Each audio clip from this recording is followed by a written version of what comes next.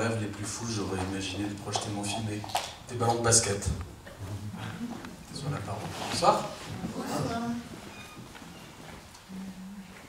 Est-ce que vous avez des questions ou est-ce que vous voulez que je vous dise quelques mots? Merci.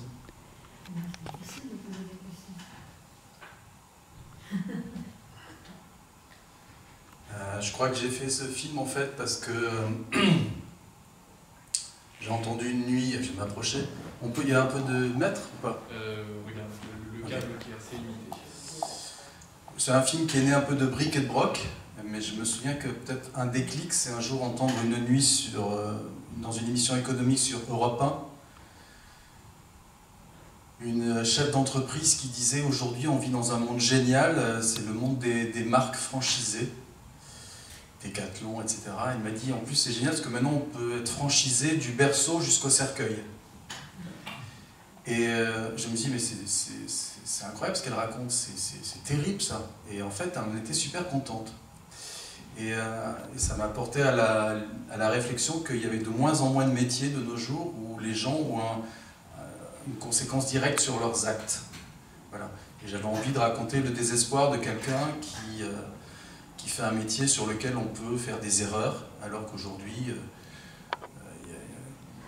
on a toujours beaucoup de salariés ont des autorités supérieures au-dessus d'eux pour se débarrasser de leurs responsabilités. Voilà. Puis j'avais aussi envie de parler de la mort un peu. Je crois qu'après un certain âge, c'est un peu une faute de goût de jamais aborder le sujet. Je crois que le cinéma est très bon pour montrer les meurtres, mais est très mauvais pour montrer le travail de deuil. Donc ça m'intéressait beaucoup. Et puis voilà, comme je suis animateur de radio de temps en temps. Et puis voilà, je suis très content de vous montrer ce film aujourd'hui parce que le monsieur qui m'a donné envie de faire du cinéma, il est dans la salle, il est en face de moi, c'est Michel Gourand. Voilà, qui a animé le ciné-club à la fin du XXe siècle. Voilà. Qu'est-ce que je peux vous dire d'autre, à moins que vous ayez des questions? Le chien que vous avez vu habite allée Jean Jaurès. Et il se trouve qu'on a tourné à Paris et que c'est une coïncidence. Voilà, des fois, sur un tournage de film, tout part de traviole et parfois tout s'arrange et on cherchait désespérément un chien pour l'accident. Parce que je voulais qu'en fait, que la pleine lune ait une petite influence, y compris sur les chiens, en fait, qu'on puisse imaginer que l'auditeur appelle parce que c'est la pleine lune et qu'il est désespéré. Parce que j'avais lu aussi, là aussi des articles sur le fait que les nuits de pleine lune, le taux de meurtre augmente, que le taux d'accouchement augmente aussi. Donc voilà, souvent les courts-métrages, surtout quand ils sont courts, c'est un peu un bloc-notes de pensée qu'on a souvent très diffuse et qui un jour se coagule.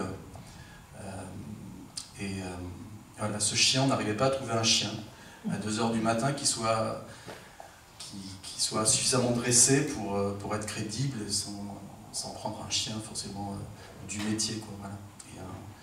C'est mon assistante qui m'a dit j'en ai trouvé un. Alors le chien est venu et puis elle m'a dit je te présente la propriétaire, elle habite allée Jean Jaurès à Toulouse. Voilà. Et le film a été tourné à Montparnasse, comme vous l'avez vu. Voilà. C'est le chien le plus docile du monde. Mais si vous avez des questions, n'hésitez pas. Sinon, Vous tournez avec des acteurs professionnels? Oui, Marilyn Fontaine, que vous avez vue à l'écran, est une actrice qui a tourné pour un film de Jacques Doyon,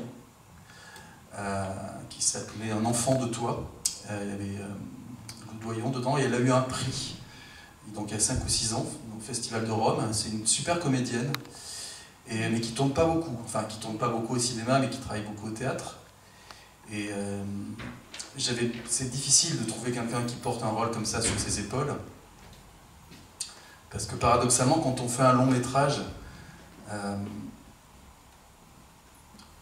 si une séquence nous laisse un peu de marbre ou sec, on a l'autre séquence tout de suite pour relancer la machine. En court métrage, on s'en rend compte au montage, il faut vraiment ne pas perdre l'attention des gens parce que ça peut être assez ingrat. Et j'ai vraiment réfléchi à qui pourrait jouer ce rôle. Et j'ai appelé un ami qui est comédien, qui s'appelle Eric Pratt, que vous avez peut-être vu au cinéma. C'est lui qui joue le fils de Tati Daniel. Voilà, et qui joue le docteur dans La vie est un long fleuve tranquille. C'est mon voisin, en fait, en région parisienne. Et un jour, je lui ai dit, écoute, je tourne dans 1 mois et demi, une animatrice de radio qui console. Je dis, j'arrive pas à trouver la bonne comédienne. Il m'a dit, il y a une comédienne que j'aime beaucoup, voilà, et c'est Marilyn Fontaine. Et comme je cherchais en fait ce personnage, pour moi, il fait de l'acupuncture verbale. C'est-à-dire qu'elle est sans filet, il faut que, quand un auditeur l'appelle pour un problème de couple, ou pour un problème professionnel, il faut qu'elle ait le bon mot tout de suite. Et donc je voulais une actrice qui soit capable d'être à la fois un peu rêche au début. En voyant le film, ça me frappe. Elle lui dit « Allez-y, Michel », etc. Elle a quand même un programme à faire tourner. Et qui tout d'un coup, dès que la caméra rentre dans ses yeux, elle abandonne son Rubik's Cube et elle finit en basculant son bâton de pluie, qui est pour moi un symbole de la mort, enfin du chagrin. Et voilà. Donc pour répondre à votre question, oui, c'est une actrice professionnelle qui peut-être va exploser, va peut-être avoir un rôle dans un long métrage dans 2 ans. Mais le long métrage, c'est pas facile, même pour les actrices qui sont jolies, en fait, c'est difficile. Parce qu'il y a une tendance beaucoup à la comédie en France et au biopic. Vous savez, ces biographies filmées où il faut ressembler à un personnage qui a déjà existé. Donc, voilà. Je peux aussi vous rajouter, même si on a 1 ou 2 minutes, que la musique a été faite par un musicien de la région.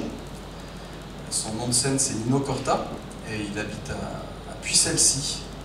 Et c'est un ancien jazzman, il a 45 ans. Et voilà. Donc il ne pouvait pas venir, je pense, ce soir. Et pareil, quand on est réalisateur de films court ou long, à un moment, il faut transmettre le bébé, les images à quelqu'un, avec la musique, donc c'est des allers-retours. Et je trouve que c'est... Il y a souvent des... on a tendance parfois à prendre de la musique un peu préétablie, pas toujours, hein, mais voilà. Et là, ce que j'avais envie, c'est que ce soit une émission nocturne, mais que la musique soit un peu plus synthétique, enfin, un peu plus pulsionnelle. Voilà.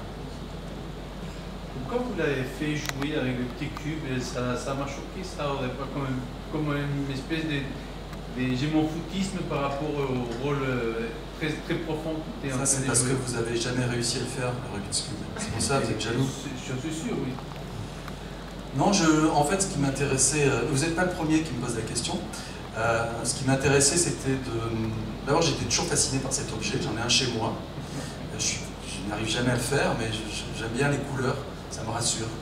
Et je trouvais bien l'idée quand même de montrer une animatrice de radio qui a décidé de quitter son compagnon.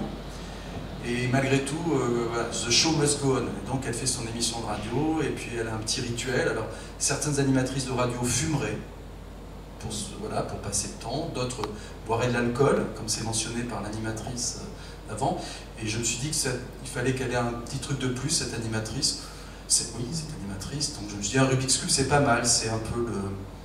Voilà. Encore un auditeur qui va me raconter que sa femme l'a quitté, ou que son homme l'a quitté, etc. Donc elle a l'habitude de se détendre.